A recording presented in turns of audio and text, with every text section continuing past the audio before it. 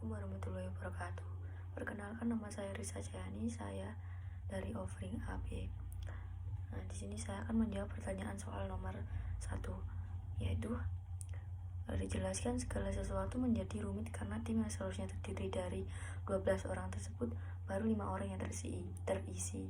Nah, kita sebagai seorang manajer, cara mengatasi agar berhasil mengelola tim yang beraneka ragam tersebut yaitu dengan cara 1. Memberikan motivasi kepada tim agar dapat menyelesaikan tugas dengan baik. Yang kedua adalah memiliki rancangan pekerjaan, yaitu berupa tugas dan pembagiannya.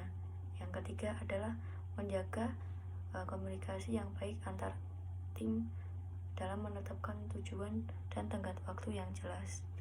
Selanjutnya nomor 2 adalah merumuskan lingkungan sebuah organisasi dan jelaskan yang tergolong lingkungan eksternal, lingkungan internal, dan umum. Yang internal, lingkungan internal adalah lingkungan yang berada dalam organisasi. Contoh dari lingkungan internal organisasi di sekitar saya adalah karyawan Alfamart, koperasi. Yang lingkungan eksternal adalah pemerintah. Dalam hal ini Kementerian Koperasi dan UMKM, Presiden, dan berbagai pemangku kebijakan lainnya. Pemegang saham bagi perusahaan yang go publik, tentunya pemegang saham atau shareholder atau stockholder merupakan salah satu faktor yang sangat mempengaruhi perkembangan suatu bisnis, lingkungan ekonomi, lingkungan teknologi, dan lingkungan hukum politik, lingkungan sosial budaya dan demografi, lingkungan alam, dan lingkungan global. Lingkungan ekonomi merujuk pada kondisi sistem ekonomi tempat perusahaan beroperasi, seperti swalayan yang berhasil membangun banyak cabang. Yang B adalah bagaimana Anda dapat meminimalkan ketidakpastian tersebut.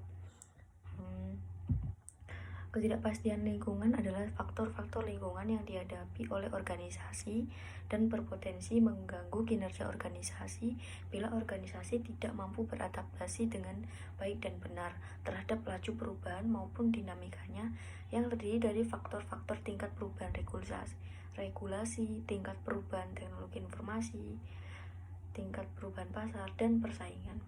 Yang C adalah apa dampaknya terhadap budaya kerja organisasi.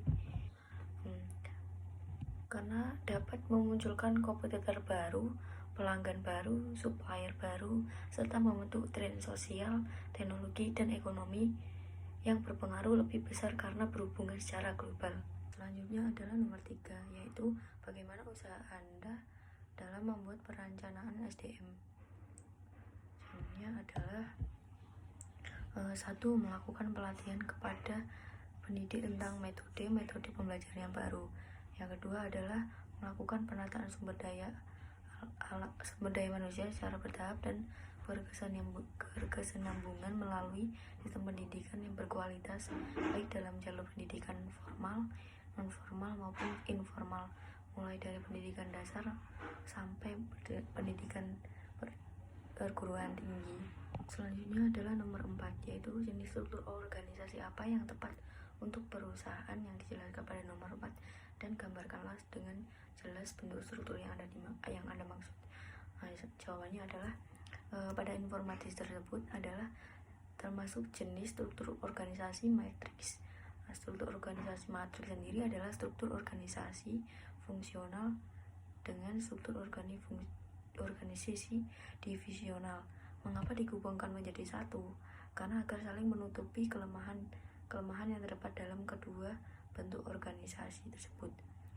Struktur organisasi matriks memberikan kekuasaan atau wewenang multi atau ganda, yaitu hak dan kekuasaan sejajar atau horizontal oleh manajer proyek.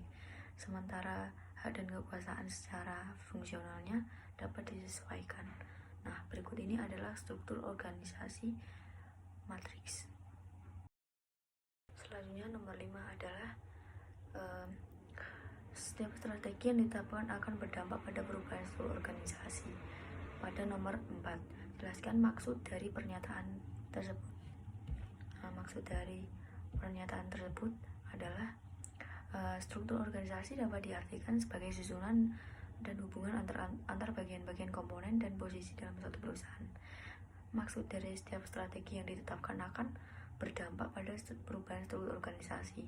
Struktur yang paling diinginkan adalah berbeda-beda, bergantung masing-masing organisasi, dan dalam suatu organisasi sekalipun, struktur itu akan berbeda dari waktu ke waktu.